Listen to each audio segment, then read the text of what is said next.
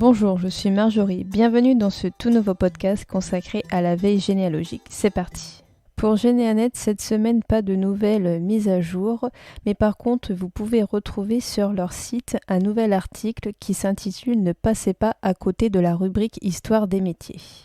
Cette rubrique vous permet d'avoir une définition de métier, de la fréquence et de l'implantation géographique.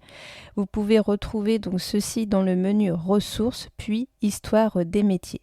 Vous pouvez taper directement le nom du métier qui vous intéresse dans le moteur de recherche principal. Une option de variante est également disponible dans la case Profession du menu de recherche principal de Généanet. Généanet nous indique aussi que les variantes de métiers s'amélioreront peu à peu.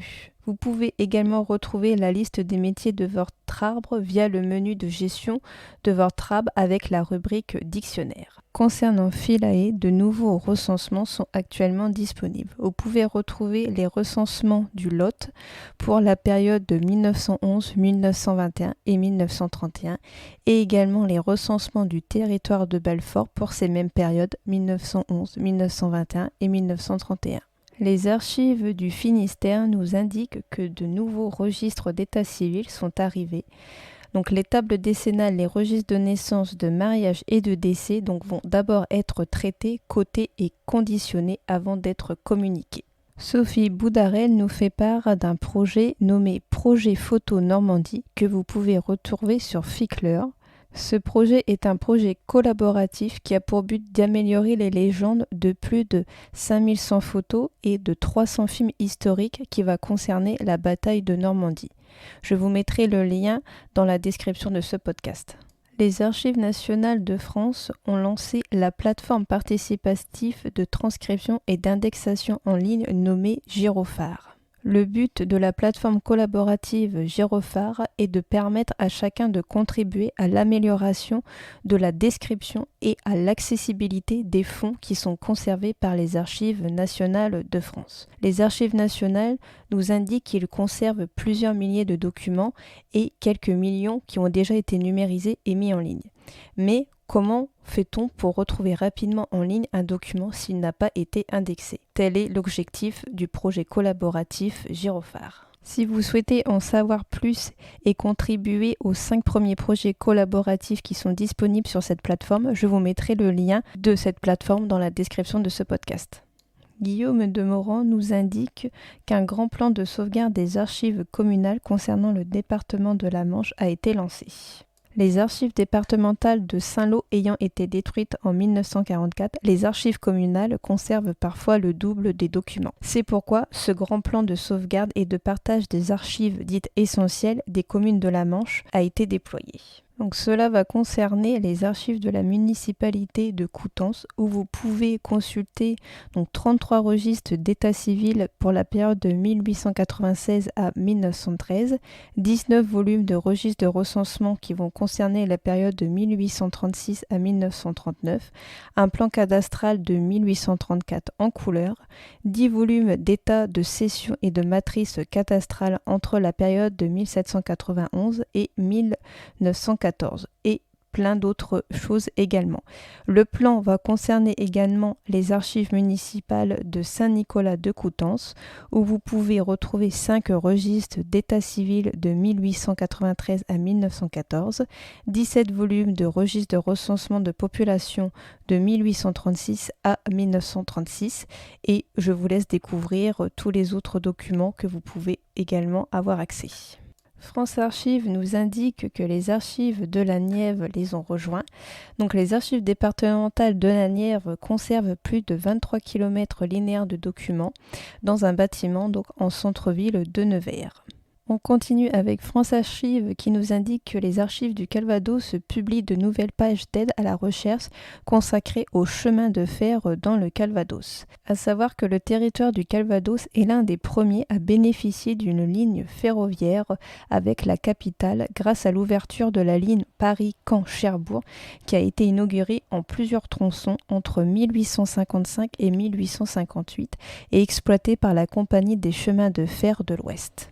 On continue avec les réfugiés de la guerre d'Espagne aux archives du Finistère. Donc après la chute de Barcelone aux mains des troupes du général Franco en 1939, près de 500 000 personnes ont fui vers la frontière franco-espagnole et se sont ensuite dispersées par les autorités dans tout l'Hexagone et notamment dans le Finistère où certaines choisissent de s'installer définitivement. Les archives départementales du Finistère en conservent de nombreuses traces et elles publient aujourd'hui un guide des sources qui est disponible dans le fonds moderne, c'est-à-dire la période de 1800 à 1940, contemporaine, c'est-à-dire postérieure à 1940, sur la retirada et l'accueil des réfugiés espagnols dans le Finistère.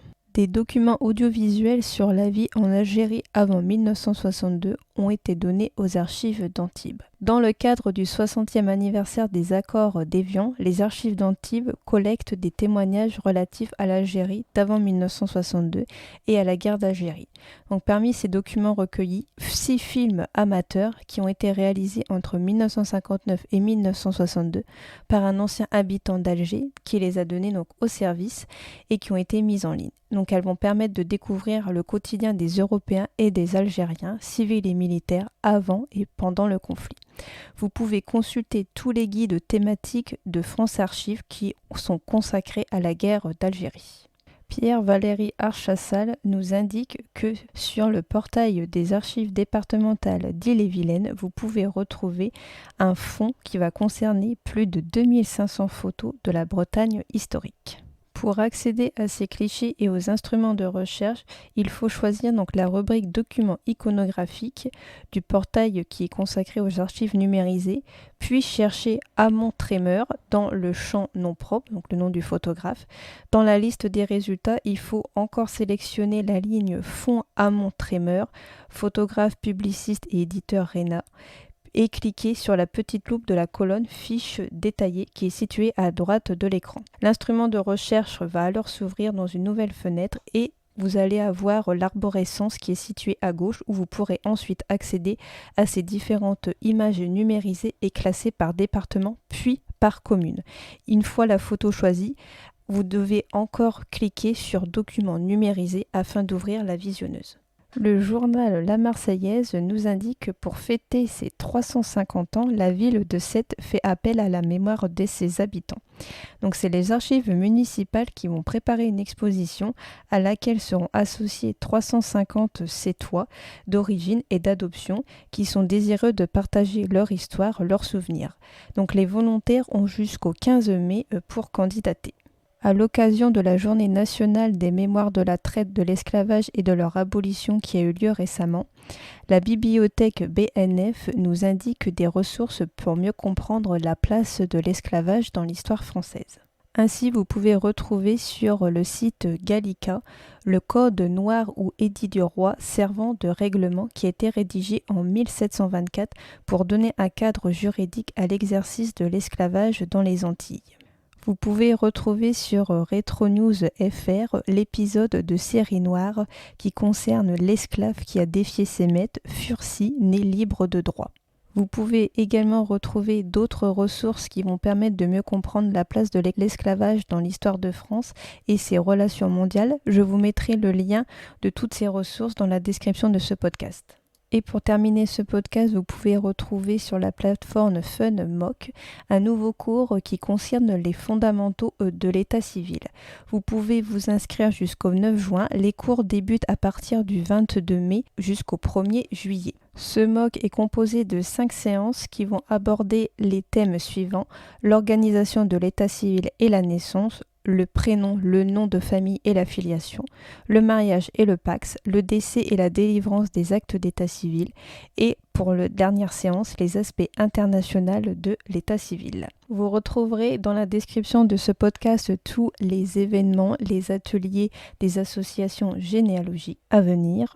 Je vous remercie pour votre écoute. N'hésitez pas à me faire part de vos commentaires sur ma chaîne YouTube et également à partager ce podcast et à émettre des avis sur les plateformes qui le permettent.